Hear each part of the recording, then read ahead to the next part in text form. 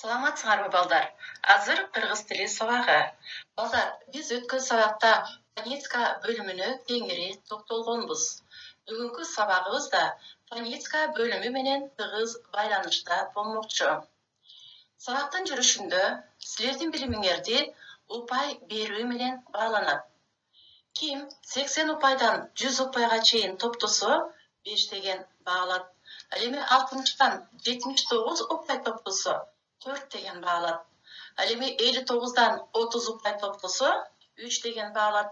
Ал эми 29-дан 0 упай топтосо 2 деген баага ээ болосуңар. Түшүнүктүүбү балдар? Аны эмесе сабагыбызды баштайлы. Дептериңерди ачып, бүгүнкү числону жазгыла. Бүгүн 30 март. Сабактын темасы үндүүлөрдүн таасири менен К, П тыбыштарынын жумшак үнсүзгө өтүп айтылышы жана жазылышы.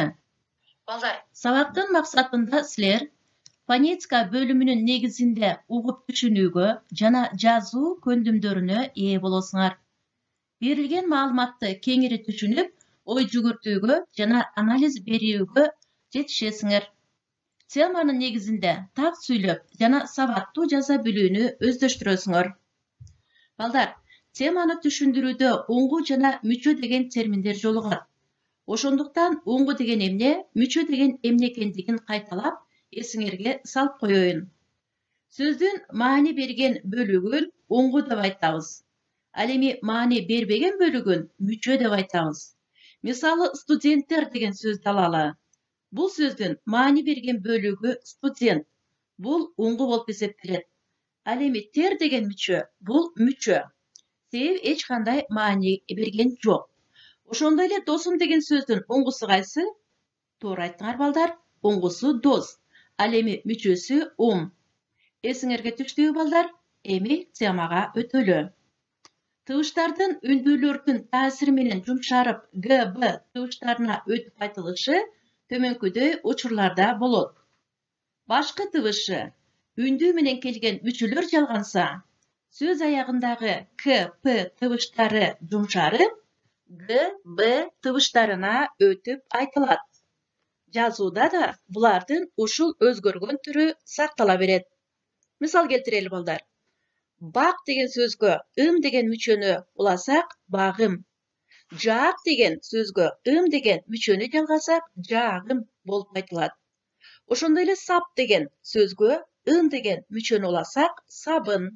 Ал эми топ деген сөздү алып, ага деген мүчөнү уласак, тобун болуп айтылат. Башкы тыбышы үндүү менен келген бардык эле учурда жалганганда, сөздүн аягындагы К, П тыбыштары жумшара бербейт. Буга төмөнкүдөй мисалдар далил боло алат. Мисал келтирели. Бек деген сөзгө деген мүчөнү уласак, беке. Кек деген сөзгө деген мүчөнү уласак, кекен. Бак деген сөзгө деген мүчөнү жалгасак, бакылда. Шып деген сөзгө деген мүчөнү жалгасак, шыпылда. Топ деген сөзгө мүчөсүн уласак, топулда. Дүп деген сөзгө мүчөсүн уласак, дүпүлдө. Оозеки кепте бири-бирине катар колдонулган эки сөздүн аралыгында да К, Б тыбыштарына өтүп айтылат.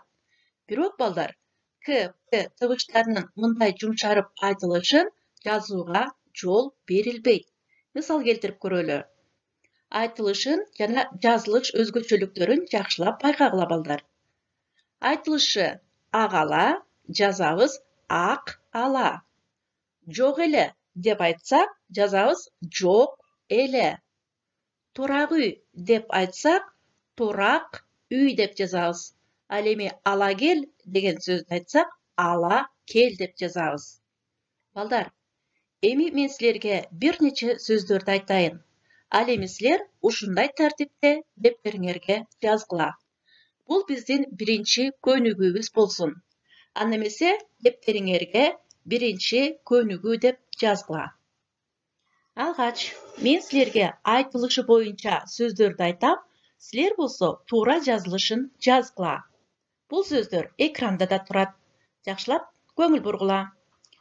Мисалы, бара кой, таабай, көп эле, тобойно, сатып ал, кеп ук, чөбүймө, козугарын, жасап алды, угуп алды. Балдар, мен силерге бир аз убакыт берем. Ушул убакыттын ичинде силер туурасын жазып чыгасыңар. Силерге көңүлдүү болуш үчүн мен музыка коюп коеюн. Ушул музыканын ыргагы менен тапшырманы аткарасыңар. Музыка токтоор менен силердин ишиңер дагы токтойт. Анда эмесе баштадык.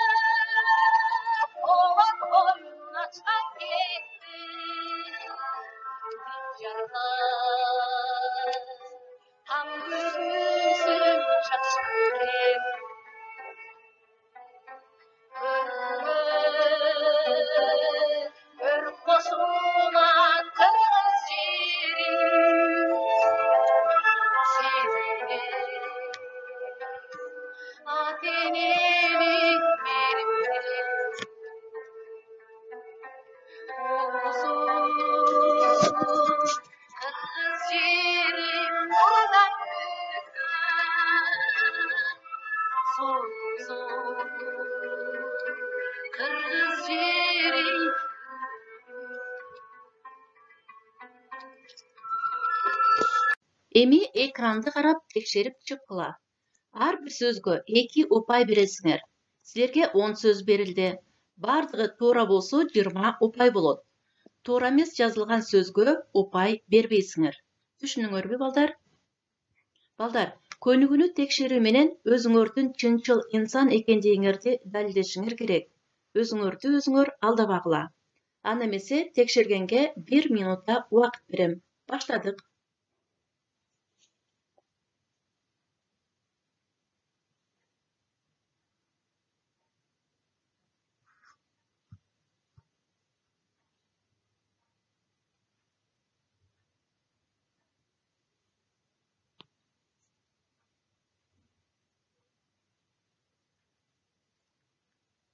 Демек, текшерип бүттүңөр деп ойлойм. Аны эмесе кайрадан көңүл бургула. Балдар, кыргыз тилинде этиштин 3 чагы бар экендигин билесиңер. Алар учур чак, келер чак жана өткөн чак. Эгер этиштин келер чагынын жак мүчөлөрү аягы к, п тыбыштары менен аяктаган этиш сөздөргө жалганса, г, б тыбышына өтөт. Мисалы, бак багамын, ук угамын, как кагамын, жап жабамын, чап чабамын болуп өзгөрүп айтылат. Демек, балдар, тема түшүнүктүү болдуго деп ойлойм. Аны эмесе кайрадан грамматикалык көнүгүүлөрдү аткара баштайбыз. Мен силерге бир нече көнүгүүлөрдү түшүндүрүп берем. Силер сабактын жүрүшүндө аткарып бүтүшүңөр керек. Экинчи көнүгүү. Көп чекиттин ордуна тиешелүү тамгаларды койгула. Үчүнчү көнүгүү. Пайда болгон жаңы сөздөргө таандык мүчөлөрдү улап жактагыла. Тагыраак айтканда, экинчи көнүгүүдө берилген сөздөрдү 3 жака коюп жактап чыккыла. Мисалы, биринчи жак менин эмгегим, экинчи жак сенин эмгегиң, үчүнчү жак анын эмгеги. Көптүк формада биздин эмгегибиз, силердин эмгегиңер, алардын эмгеги. Төртүнчү көнүгүү. Төмөнкү сөздөргө ылайыгына жараша мүчөлөрдү жалгап, каткалан к, п тыбыштарынын г, б тыбыштарына өтүшүн көрсөтүүчү сүйлөмдөрдү түзгүлө.